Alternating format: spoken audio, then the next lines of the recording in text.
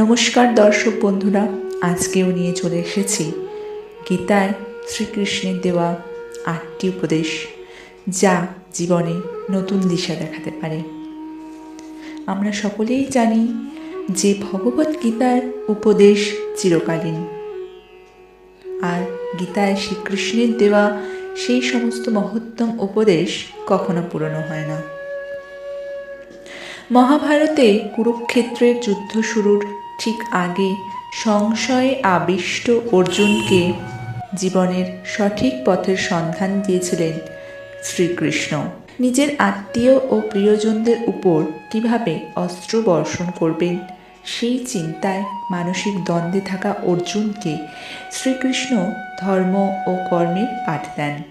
অর্জুনকে দেওয়া শ্রীকৃষ্ণের সেই শিক্ষাই শ্রীমদ্ ভগবদ্গীতা নামে পরিচিত। গীতাই হল জীবনের শ্রেষ্ঠ দর্শন, যা স্বয়ং ভগবানের মুখ নিঃসৃত। তাই মহাভারতের যুগ পেরিয়ে এত হাজার বছর কেটে যাওয়ার পর আজও আমাদের জীবনে একই রকম প্রাসঙ্গিক গীতার বাণী। গীতায় আমাদের মনের সব প্রশ্নের উত্তর আছে। গীতায় জীবনের সব সমস্যার সমাধান আছে। তো চলুন বন্ধুরা, দেরি না করে আজ আমরা জেনে নেব গীতায় উল্লিখিত শ্রীকৃষ্ণের দেওয়া জীবনের সেই 8টি অমূল্য উপদেশ, যা আপনার জীবনের সম্পর্কগুলিকে আরও মজবুত করে তুলবে।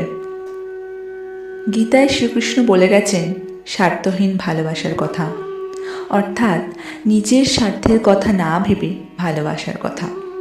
যে নিজের কথা না ভেবে ভালোবাসতে পারে সেই ব্যক্তি সমাজের মঙ্গলের জন্য কাজ করে। নিঃশর্ত ক্ষমা। যে নিজের রাগ ও বাসনার উপর নিয়ন্ত্রণ বজায় রাখতে পারে সেই নিঃশর্ত ক্ষমা করতে পারে। অন্যকে ক্ষমা করার শক্তি থাকলে তবেই মনে অপার শান্তি থাকবে। দয়া ও প্রেম।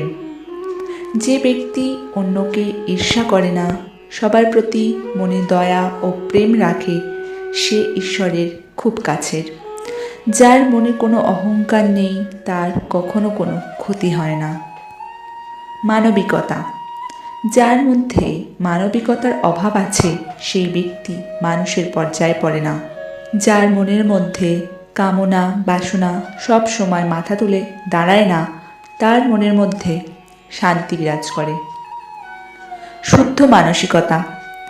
যে ব্যক্তি পার্থিব বিষয়ের সঙ্গে অতিরিক্ত জুড়ে নেই, সেই অন্যকে ভালোবাসতে পারে, কারণ ভালোবাসা হলো খাঁটি ও স্বর্গীয় অনুভূতি। নিস্পৃহতা। যে ব্যক্তির মধ্যে নিস্পৃহ মানসিকতা কাজ করে, সে নিজের সব কর্তব্য সঠিকভাবে পালন করতে পারে। ফলাফলের কথা না ভেবে কাজ করে যেতে হবে। বিশ্বাস। গীতায় কৃষ্ণ বলেছেন, তুমি যা করো, যা খাও, নিবেদন করো, সবই আসলে আমার কাছে আসছে। ঈশ্বরের প্রতি এই বিশ্বাস রাখতে পারলে জীবনে কোনো দুঃখ স্পর্শ করতে পারে না। আজকের শেষ 8 নাম্বার যে উপদেশটি, সেটি হলো মনের শান্তি। মনকে জয় করা সবার আগে জরুরি।